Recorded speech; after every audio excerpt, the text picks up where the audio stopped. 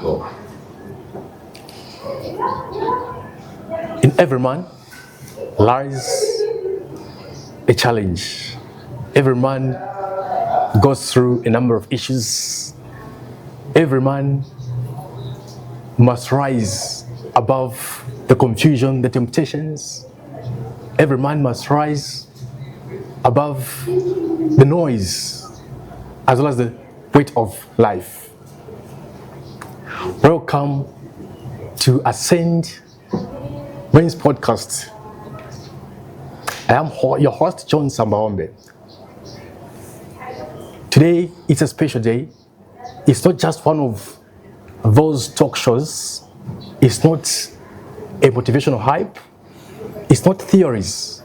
Today, we break down a very interesting and exciting topic, the principles of wealth. We break down how to make wealth outlive you. Our guest is someone who has spent a number of years in the banking sector. He's a financial analyst, a mentor. He's won a lot of awards, including a Star Award, Mark of Excellence for the best team leader. He is a graduate of Innovate Africa program from the Institute of Africa-China International Business Institute. He's a mentor. He's also a board member. Join me in welcoming Mr. David Phumulo Muyambango. Welcome, sir. Thank you. As you were doing the intro, I was blown apart by that wonderful introduction. Thank you for having me on your show. It's something that could be ringing like every day you wake up in the morning, you'd want to listen to it. Yes. Maybe you should make a ringtone for me. Wow, I love that, sir. You are welcome. We are honored to have you today. Thank you. Then we also have Mr. Ezekiel Nali in the room, coming from Posterity Solutions. As you may be aware, this episode is powered by Posterity Solutions. They have made everything possible. They have put everything together. Mr. Ezekiel Nali is a programs facilitator at Posterity Solutions. Please, let us give him a round of applause. And to the wonderful audience, our lovely audience, so excited. There is so much positive in the room, so much positive energy in the room. Welcome as well. Please, we can give a pat on our backs. Let's get straight into it, Mr. Phumulo. How is your energy? I'm feeling excited. This is a rare opportunity. Just being in the presence of greatness all over around me blows my mind away. And of course, just tapping from the reservoir of your knowledge as an award-winning financial expert, I mean, what more can a man ask for? Christoph, we keep learning.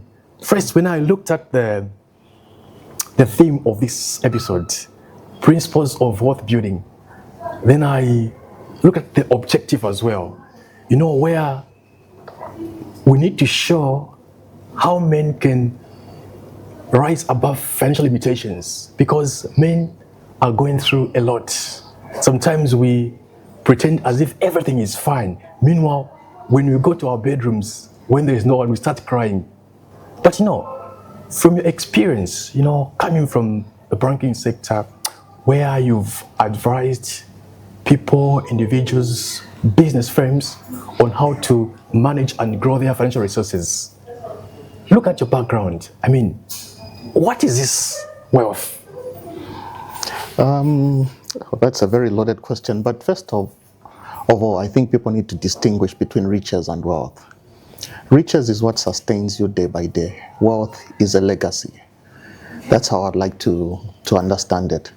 And please bear in mind that my responses are tailor-made to what I've gone through in life. Mm-hmm. I will not give you a scenario analysis of wealth building. I know there are tools and here which I can infuse into my discussion, but I want this to be as real as possible. Yes. Give them a taste of what I've gone through and how I've navigated the journey. But wealth is something that we all aspire and ascribe to. Riches, you can be rich, but you're working for somebody, but you're wealthy, and yet you're employing people. So it's the mindset that distinguishes us between riches and wealth. So wealth is something that I would encourage people to aspire to make it in life, and not riches. So wealth is a legacy that you leave. I mean, the Bible even says you leave an inheritance for your children and your children's children. That is wealth. Contentment and godliness, those are the things and the principles that harbor wealth. That's what I would say. Great stuff. You know, wealth is a legacy. I love that. You know, growing up, sometimes I could see people fight over money. I could see neighbors over borrow, and then at the end of the day, they go through some financial stress. But no, growing up, Mr. Myambango, did you encounter any struggles that you'd love to share to the viewers out there, as well as the audience members that you have? Yes, I just feel like if I start giving you my journey and the struggles that I went through, this session will overrun, because I've had a very arduous background. I've had financial struggles. I have lived in a two-room shack, not knowing where the next meal will come from. But it's something that has learning points for me. In as much as I like to do the mentorships and talk about people, talk to people at church, school, wherever it may be. I just feel like I should teach people the nuggets that worked for me. Principles of timekeeping, hard work, dedication, never giving up, believing in your dreams, those things, and a bit of luck or blessings depending on which creed you come from. Those are things that edify and sort of buttress your thinking, and also the aspirations that you want to get to. It is also important to know that slow progress is better than no progress. And just because you're going through a tough period in life, do not give up. Wow. Remember that a plane goes against the wind and it still rises. I love that. It will not go with the wind, otherwise it will not. Wow. So imagine you're facing that opposition, all those things, you need to navigate them in life. It's difficult to say now with a smile on your face, but it eventually pays out. So transitioning from rags to riches is not something that just happens overnight. It's a continuous process. So do not despise the process to get to the promise. Always go with the process and you'll get to the promised land. I love it. You've touched on an issue of mental strength. And I think recently you posted something on TikTok about anger management, where you are punching a bag.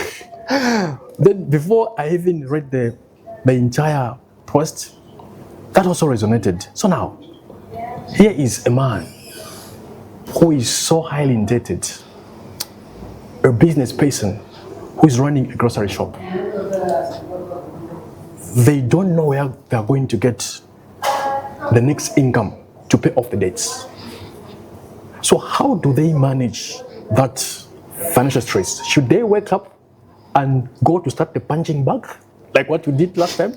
Would that automatically erase your financial stress? The most spectacular buildings started as a drawing. So having a mindset, having a vision is very, very important. I like the analogy that you made. Yeah. I was releasing some tension, some anger, some mental strength, deficiencies. But I was also renewing my body. Wow. Because after that, I sat down and had self-introspection. Yeah. And I came to a solution. Yeah. You can be outnumbered, but remember that pigeons flock together, but an eagle soars alone. Yeah. Which one is a better bird? It's an eagle. An eagle. But Great. but it flies alone. You look at pigeons, probably you use them for eating. Yes, Yeah. yes, yes, What other Like essential chickens. and beauty? Yeah, I mean, come on. So yeah. So debt is a very fundamental part of our community today. But what I encourage, especially the fact that there's some stigma towards men, and we feel a little belittled. You're not allowed to cry. You can't face the world because of the challenges. You lock yourself up. But it's important to seek debt counseling as well. Wow. People don't understand the power in debt counseling, but it also helps.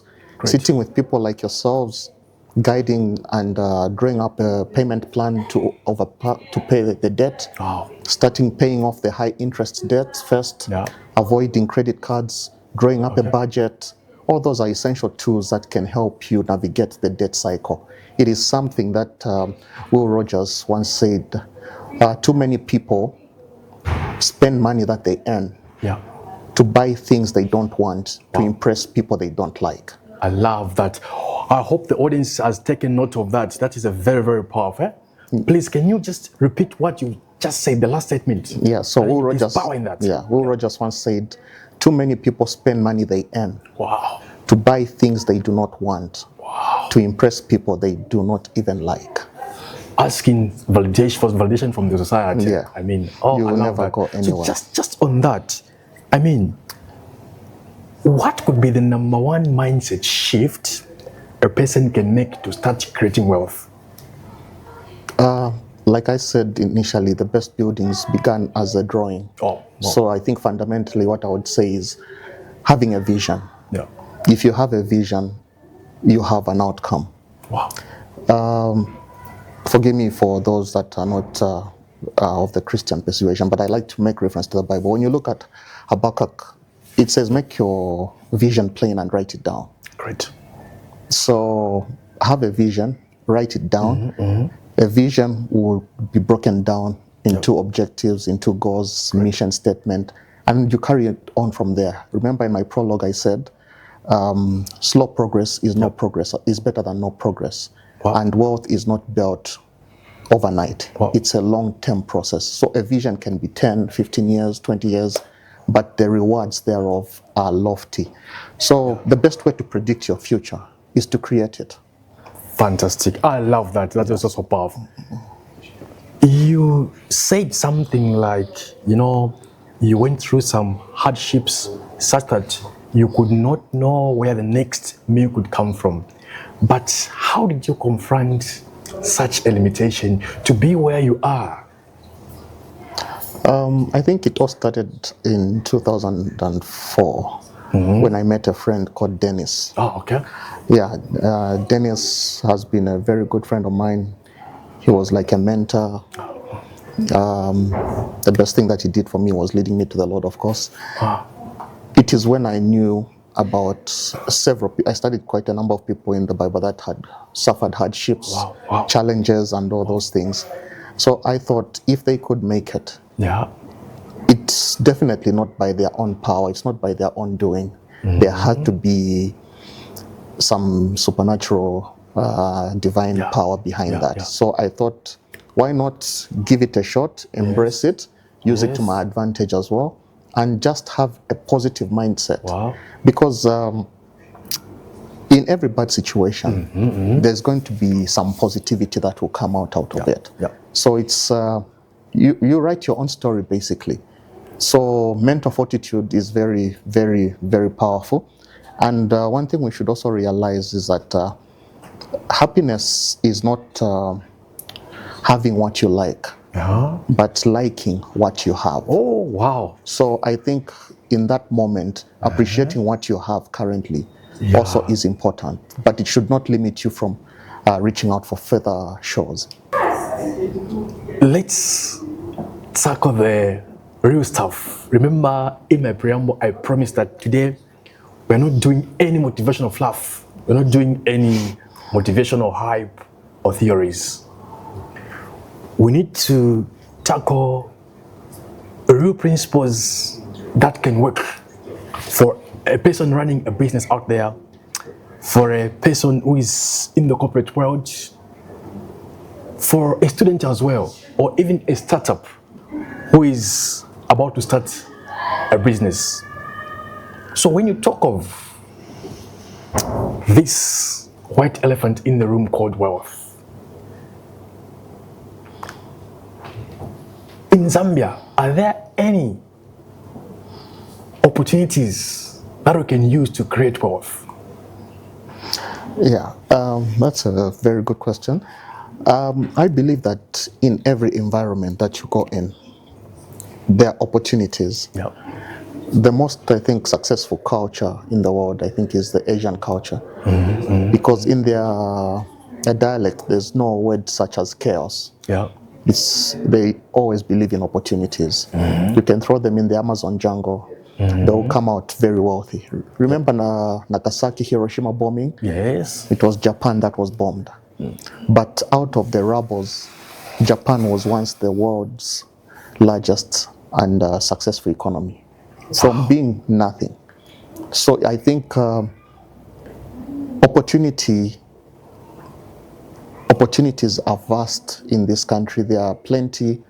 And speaking to a guru such as yourself, you can attest that we have got so many opportunities that are not cultivated due to differing mindsets, due to only believing in certain careers that will probably you feel like the promising careers such as banking. You talk about doctors, lawyers. So that niche market already is saturated, but you're neglecting that there is money in farming. There is abundance of wealth in farming. You look at the places like Mukoshi, who got wealthy farmers there. Look at Mazabuka. There's so much potential there. There's so many ways that you can make wealth. So let's not have a narrow mindset. Shoot for the moon, even so that you miss, at least you end up landing on the stars. It's very imperative that you set high standards and high perspectives for yourself. I think what I've noticed mostly is that the problem we have mostly is that we don't aim high and miss, but rather we aim low and hit. And hit. I love that. So the worst enemy to success is your last success. Wow. Just because you succeeded at your last adventure, it limits you from setting much more ambitions, which brings me to things like saving and investments. Yeah. People ask, what's the difference? Savings is shorter term, investments are longer terms. Yeah. It's never too late to start investing or saving. Yeah. In fact, well, if at this point I challenge the audience, why are you not saving or investing right now? Because by now, at least you should have a nest egg of some sort. When I just started working, I think my salary was about 2,000 kwacha. Yeah. I had to pay rent for that two-bedroom shack I told you, two-room shack I told you about. Yes. I needed transport, I needed food, I needed all sorts of requirements. Yep. But I had to limit my expenses so that I could save, because I said at the very first car I will get, I will not get a loan, I will use my savings. Great. And I saved up, bought a car from my savings, and the funny thing is that I didn't have anywhere to park it. Wow. I had to go and park it at my friend's place in Kapwata. I love that. Yes, so I had to be asking my friend if I could be parking my car at his house, which was amazing. But I was proud of myself because I dedicated myself to saving for that car from a very miniature salary. Yeah. But I still achieved it. So it's about mindset, like I always say. That is so inspiring. You know, it also answers my next question, because I was about to ask, for a person who is earning on average 2,000 kwacha, how do they grow now from 2,000? How do they create wealth? Because there's this complaint that I don't earn much. But you mentioned that it starts from really scrutinizing, questioning your expenses. Where is the money going? And someone told me recently that, you know, there are two major places where our money go. I asked him why. I was so interested to know. He told me that number one is taxes. You always pay tax. And then the second place is you always pay for your inability to take action. So procrastination is also Yeah, yeah, expensive. yeah. I love that. Great stuff. So, Mr. Muyambang, now you've touched the issue of earnings. So, what is the difference between earning money and creating wealth? That's a very nice question, but I think just from its even just the way it sounds, earning, meaning you're being paid by somebody.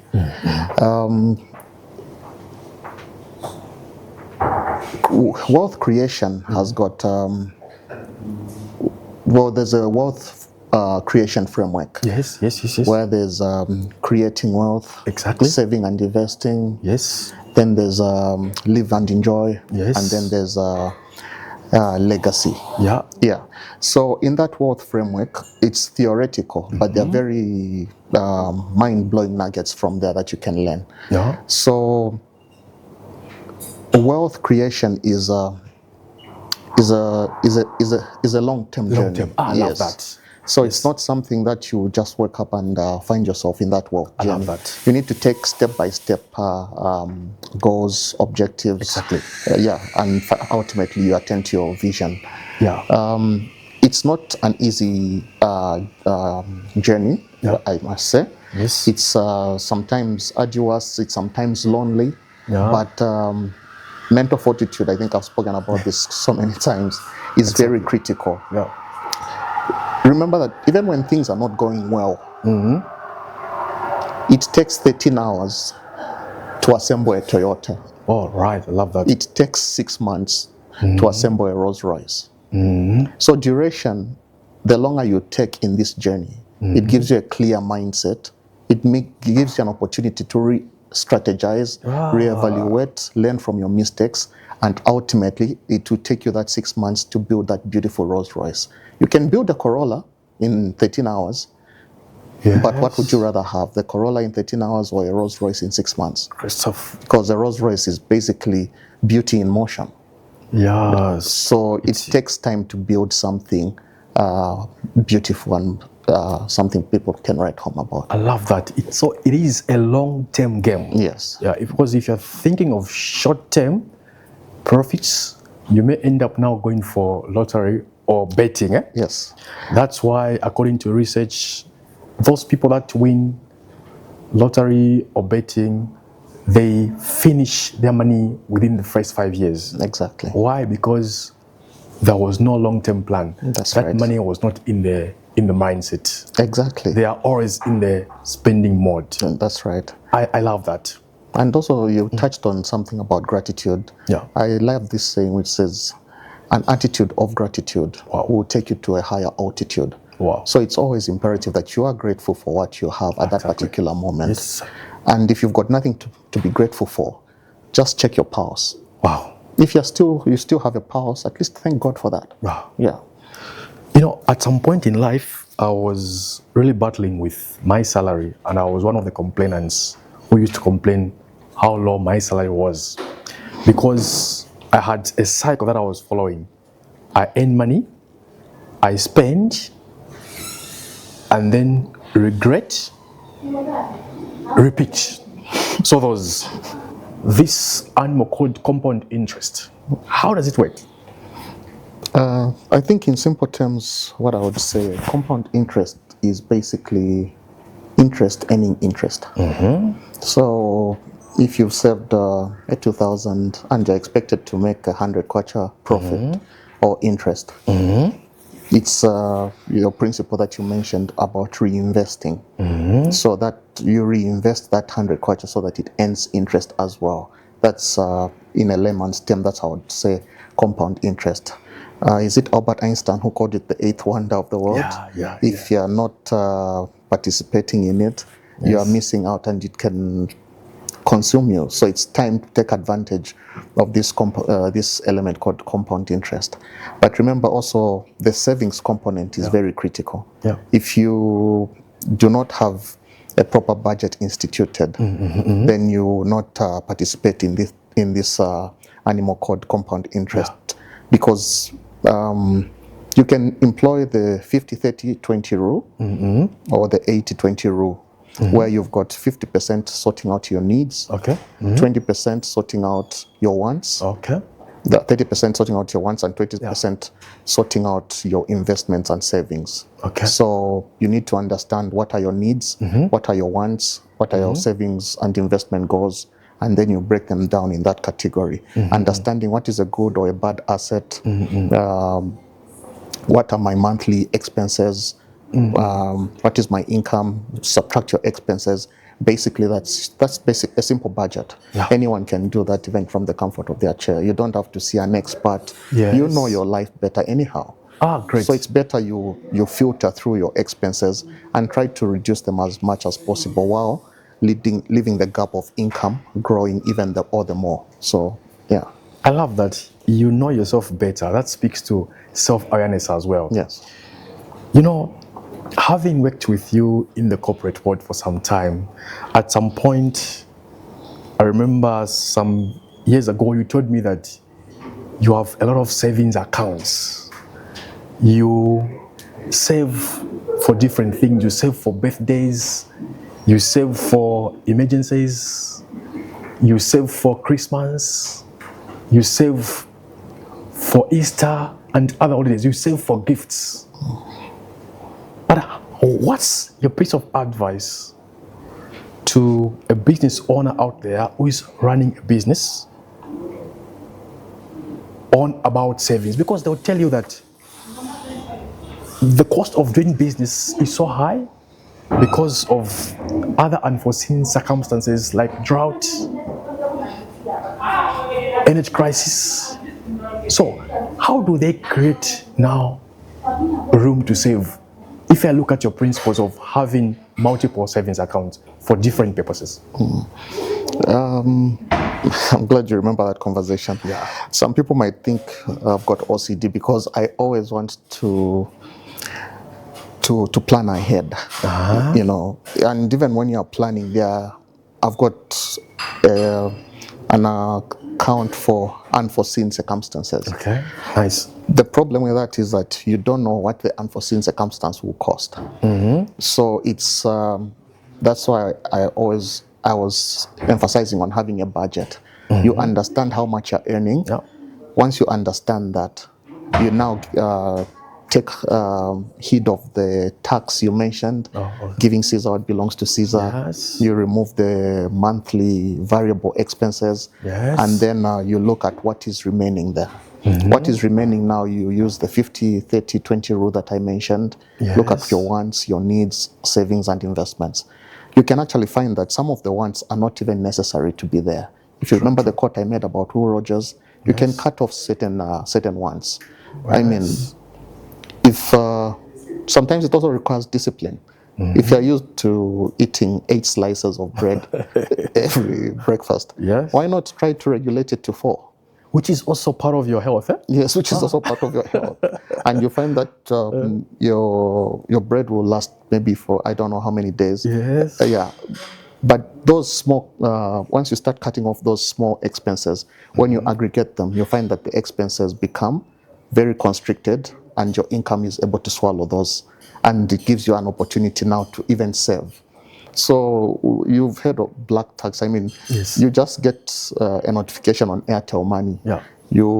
I don't know if these people have a signal in the spirit where they will just give you a call and tell you that your grandmother swallowed the razor blade. What do? Yeah. You go to your variable expense account and sort out those issues while leaving your major savings account untouched. So it's about understanding your budget, self-awareness, and planning. So that's what I would actually say about that. Nice. Great stuff. Awesome.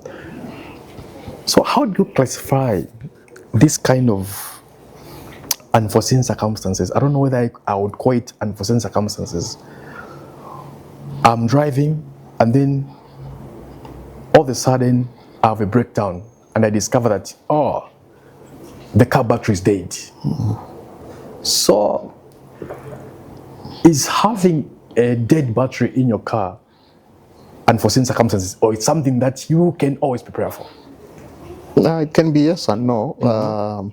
Yes, in the sense that it depends on the type of vehicle you're driving. Okay. I think nowadays we've got these vehicles that speak to you. They'll tell you there's this, check it in the next 10 days, in the next 20 days, in the next whatever days. And then we've got the general vehicles that just give up on you when you're on T4 Greatest Road. What do? Do I call Mr. Jones? Yes. I need the favor, help me here. Do you have a nest egg? Do you save? That's why savings are very important. And at one point I used to, there's this, I've heard a lot about village banking. Yeah, I think I had joined one, and I was in, I think, 2 cycles or something like that. And once I got to understand the principle, what did I do? I exited. I didn't have any issues with the groups. I just exited, and I said I would do village banking with myself. So I'll be, from the income, the earning, I'll be depositing those savings I was making into a term deposit account. I love that. So I was saving that money for myself, but it was also giving me some interest in that regard. Fantastic. So there I knew I was guaranteed security, in as much as I didn't have any issues in the other village banking. But you're dealing with human beings. Exactly. And no human being cares about you, to be honest. Yeah, they are not angels. They are not angels. Because just a simple principle, when you take a group photo, Yes. who's the first person you're going to look for in that group photo? It's yourself. It's yourself, of That's course. the selfish mentality we have built. True. I So, love that. so I thought these are good people, but they can still burn me one time or the other. So I'd rather start village banking with myself because I'm self-aware and I understand my savings, and my motives are to edify myself. So I invested in myself and set up that particular nest egg. You've really elaborated on the importance of saving so well, and I can attest to that fact, because as a person who has lost a job before, you know, one thing that really helped me, I went to the emergency fund, my emergency savings. So where to start from was very easy for me. I walked to the bank smiling that, oh, let me look at my savings. Now sat with financial advisors as well. What business could I really scale? Because I had win business already. So it was just time for me to scale and really improve on my public speaking skills so that now I could monetize it. I love that fact. So now here is a young career who's just joined the corporate world. They have worked for 2 years and then they have a salary increment that they are able to get a car from the showroom. How would you advise such kind of a person before they suffer from lifestyle inflation? That's a very good and practical question, because I've seen it happen.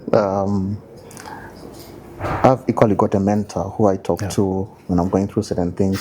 One thing we agreed on, and ironically he also didn't see this, but we were having a chat, and what we realized is that when people have a salary increment, they want to increase their lifestyle as well.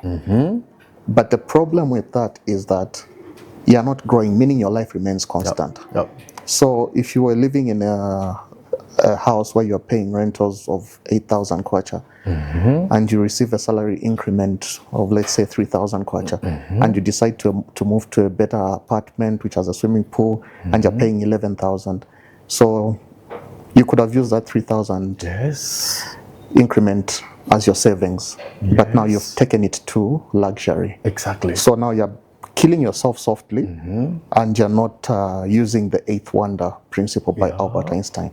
So it's also the self-awareness principle, understanding that that salary increment is an opportunity for you to create wealth.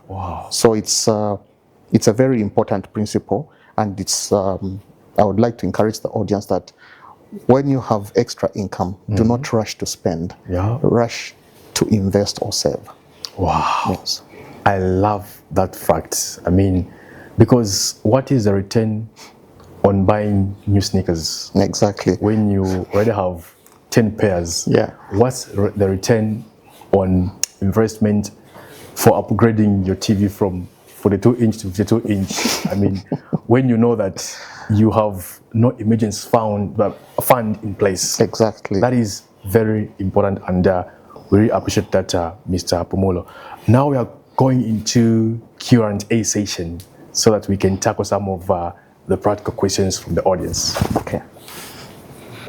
My name is Fraser Segreti, and my question would be, what would be your advice for someone who is struggling or is having pressure with saving and investing because of the family responsibilities? Let's say maybe is a breadwinner and it's finding it a challenge to save for the future investment. Okay. Thank you for that question, Mr. Fraser. It's a very good question. So you're trying to find out how to navigate the savings and investment portfolio if you are the breadwinner. So in that case, I think everything pinpoints, and I understand and share your pain, but I think it all starts from the budgeting perspective. Once, like I mentioned, I think earlier, where I was talking about understanding your budget, drawing up your income and expenses. When you do that, you're going to understand what is necessary, what is a want, what is a need, and what is available to save. Split it. Address your wants, your needs, and then what remains, save and invest. So just once you do that with the self-awareness conscious, the bias is totally thrown out of the window. Do not even seek validation from anybody. You are doing this for yourself. Sometimes you have differences with family, but don't be upset about disrespect, especially when it's coming from people you don't respect. If they don't give you any respect for that, there's no need for you to seek validation from them. So the only thing that is worse than being blind is having no vision. So once you set those goals, those visions, and you put the plan in place, I think you'll be good to go. So I don't know if there are any other questions, and if I've answered Mr. Fraser clearly. Okay, thank you so much. Yeah, my name is John Chimba, and I'm running a grocery store. So we have just transitioned into a wholesale. So we are looking for a way to raise the equity capital through equity partners. So we are seeking your advice on that one. And the second part is we want connections to the manufacturers for the products that we should be selling in our wholesale store. So any advice concerning that? Okay, thank you. I think there was also, okay, thank you for the question, Mr. John. Mr. John is basically asking how they've transitioned. They run a grocery store, and now they're transitioning into a wholesale store and seeking how to grow their portfolio. I think it has already happened, but I think it would have been imperative that before transitioning from the grocery store into a wholesale store, that you drew up a plan and a process on how you were going to achieve this wonderful project of the wholesale. But since it has already happened, you can probably come into an agreement with the supplier, a bespoke sort of agreement drafted and contract signed, where you get certain goods at a specific markup, maybe just a small markup that benefits the supplier and gives them reassurance that you will pay them once you sell your products.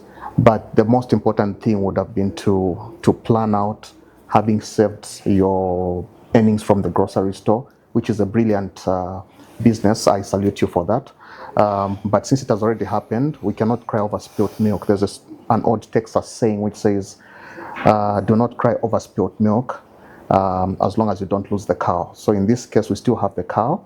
It's how we milk it. So I think having those fortified partnerships with your suppliers, looking for equity partners is imperative. Just getting to understand you have the understanding of the niche market that you're targeting. So having these agreements in place that are documented, that are airtight, I think is something that would actually help your business even grow further.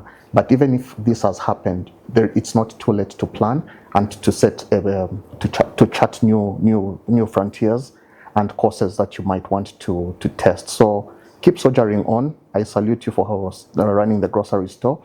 It's not easy, but it's something that is rewarding. So keep moving, and I know that you will make it. So there's a guru, Mr. Jones here, who's also an expert. You can reach out to him. I'm sure he'll be able to give you some guidance, sit with people who are knowledgeable in that field.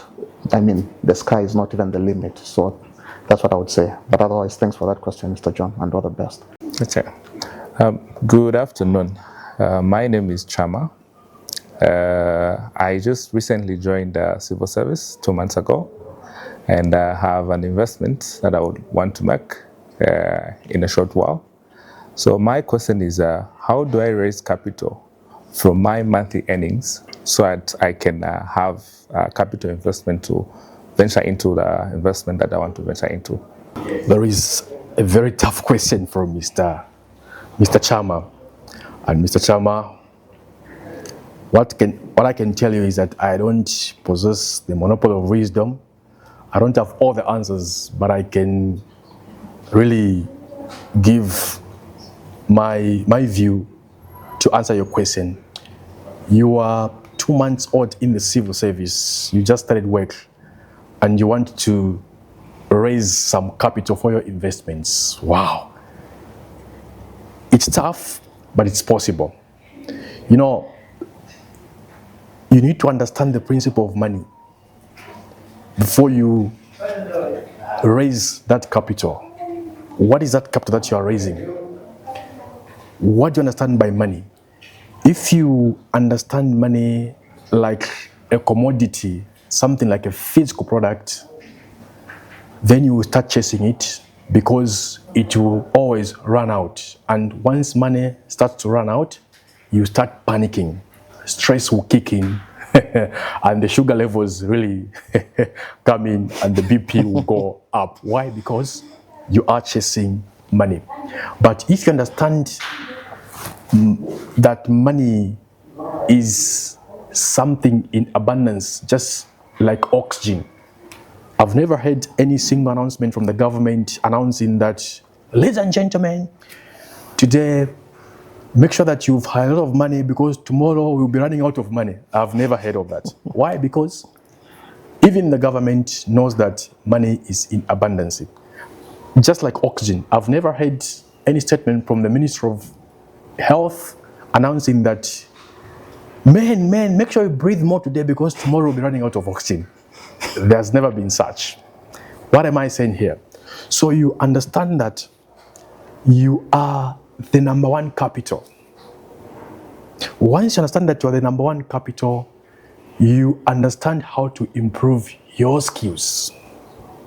So that money, that salary that you have, set aside some money every month. For instance, when you come up with a financial goal, because you can't just start investing without a financial goal.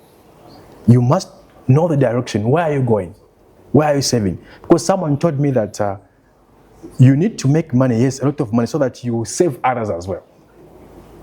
So depending on your goal, you set aside, for instance, a 500 kwacha a month set aside for 20 years at the rate of 12%, it won't give you 120,000 kwacha at the end of the year.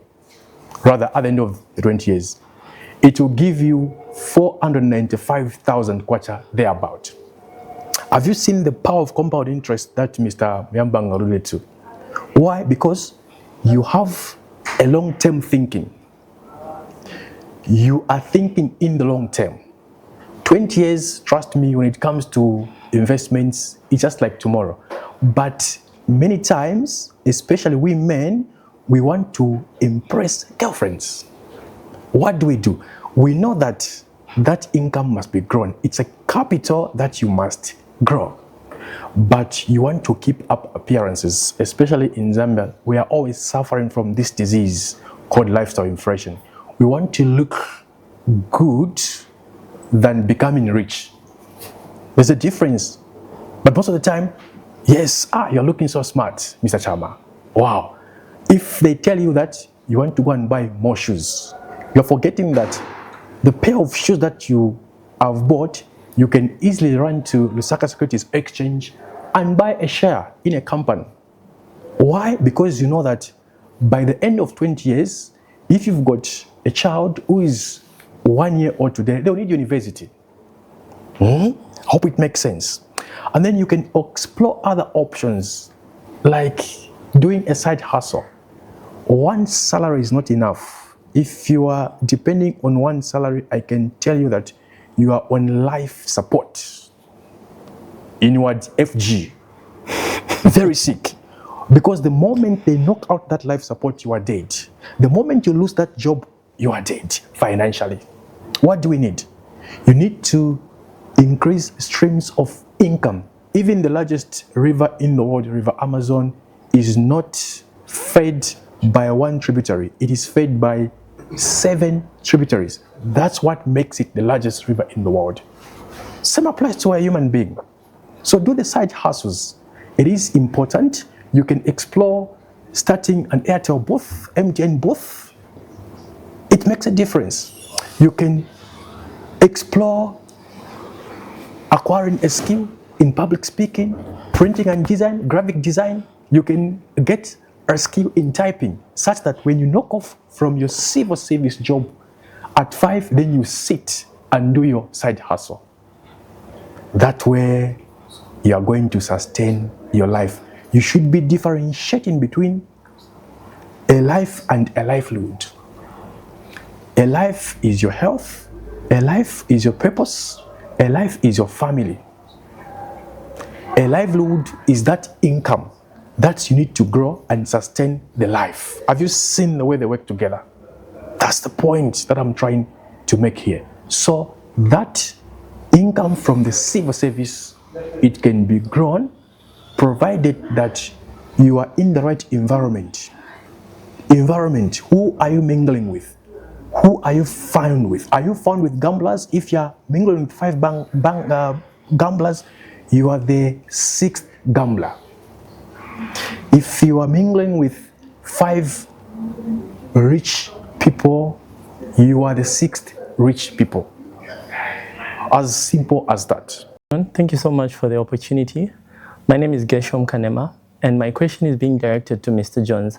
So my question is, considering the fact that not every strategy would work each and every time, or not a single strategy would work every time, considering that there are different things or elements that come into play, economic fluctuations and inflation, and considering that things change with time. So what advice would you give in a way that how can one adjust their saving strategy or investment strategies in order to suit the economic fluctuations that take place from time to time or unforeseen circumstances? Thank you. That's a very interesting question as well. Mr. Gershom wants to find out how to really navigate the hard economic times. Yes, challenges will be there. An economy operates on booms and busts. Just like I always answer when you ask me, I've received this question before. Mr. Jones, what do you think about next year? I always answer, next year will be full of challenges and opportunities. The economic uncertainty that we always witness, we've been there before, it's not new. If you talk of drought, you've seen how the drought has affected the food industry. Load shedding, you've seen how the industries have shut down due to energy crisis. But that is an opportunity for you to think of what problems you can solve. If you want to come up with a strategy that is going to give you return on investment, think problems. When you see problems and then you provide solutions, that's when you're going to add value. More challenges, think of adding value, because money follows value. And if you're running a business, Mr. Geshom, there is load shedding. Look at your cash flow. Cash is not king.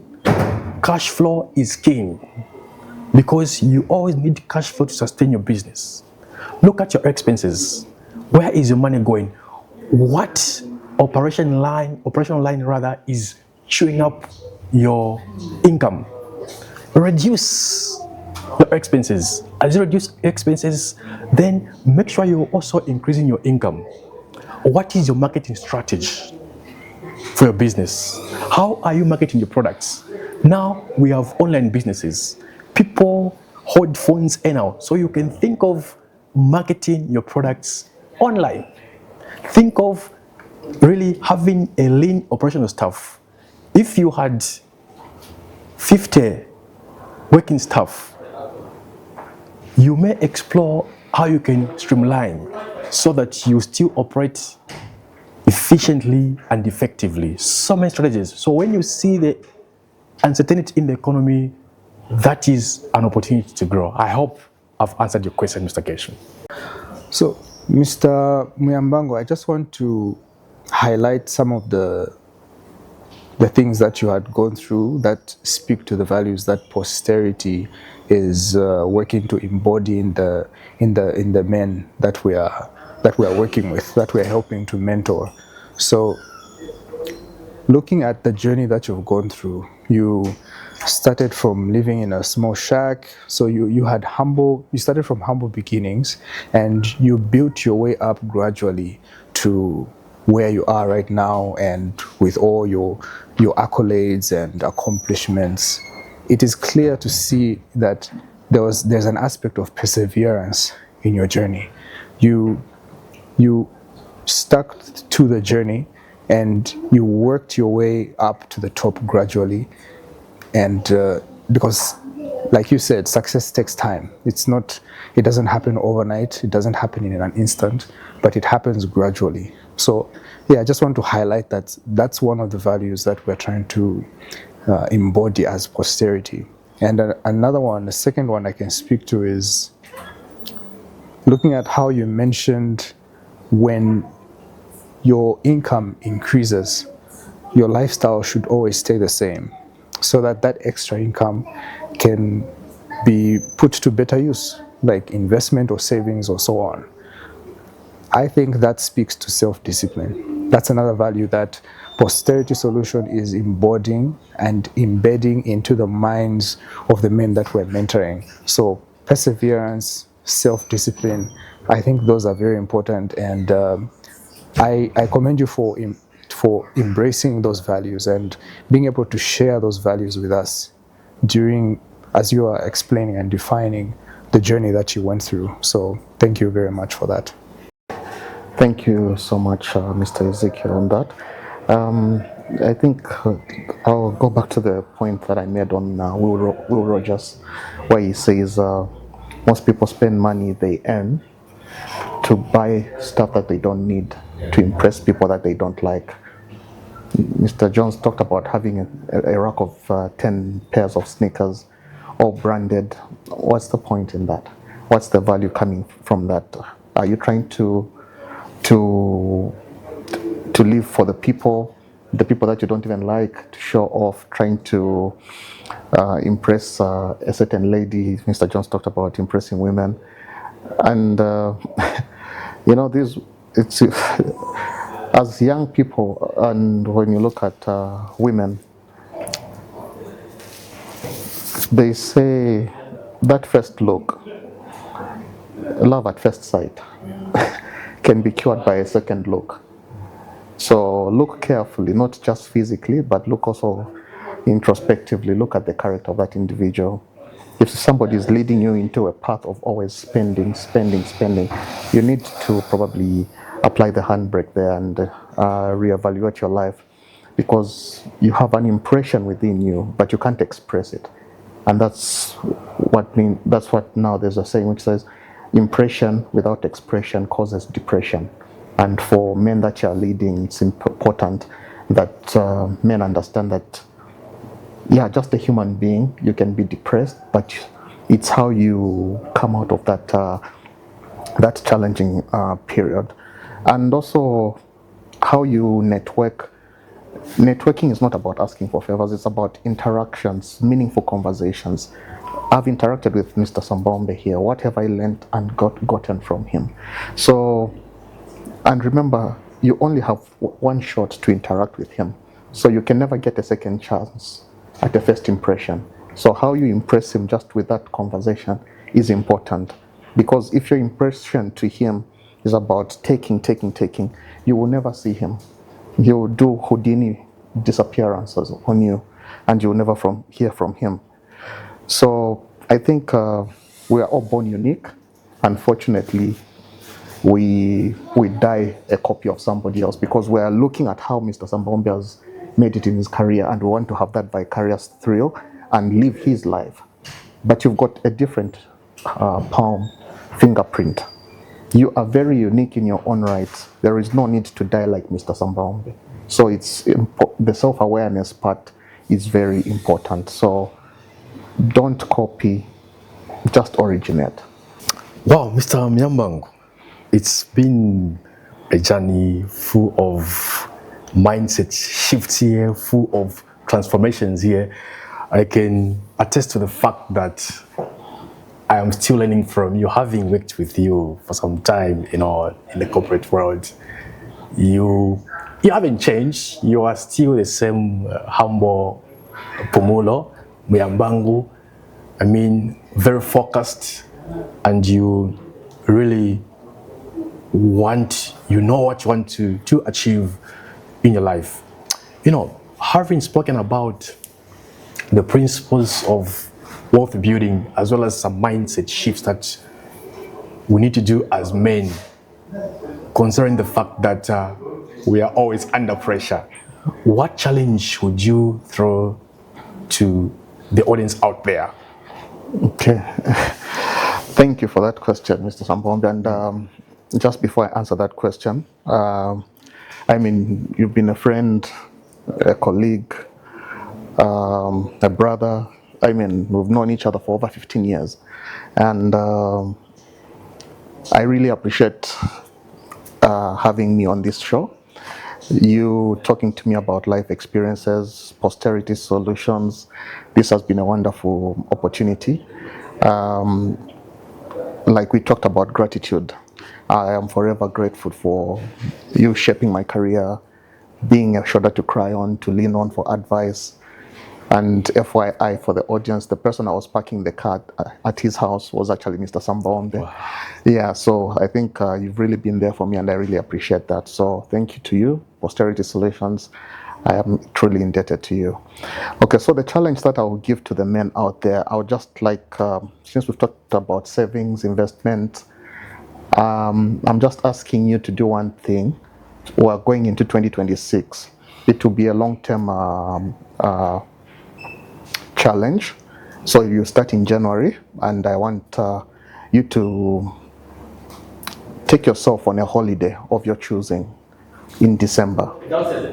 So start saving money. The destination is what will determine how much you're going to be saving. If you're going to say, I'm going to spend 2 nights at Kariba Inn in Siavonga in December, you have to find out how much a normal room that you're going for costs at Kariba Inn. If they tell you that it's ballpark, let's say 7,000 per night, so you need 14,000 for 2 nights. So how are you going to spread that 14,000 for the 11 months? So start saving in January till November, the money that is required for you to take yourself out. Celebrate yourself, celebrate your life, celebrate being a man, celebrate your flaws and learn from them, celebrate who you are. Just like I said, you've got a distinct fingerprint, understand your values, just take yourself out. You don't have to go with people, just go there and reflect and just be happy and live a merry life. Forget about the black tax, forget about family, forget about everyone. Just focus about you. If you want to go on a boat cruise, do that. But I'm challenging you to save for the next 11 months from January to November. And in December, on a day of your choosing, take yourself out and have fun and celebrate your wins, your flaws, your everything. and make merry. And I would like to hear from posterity how that will work out for you. I'll equally do the same. Thank you. There you have it.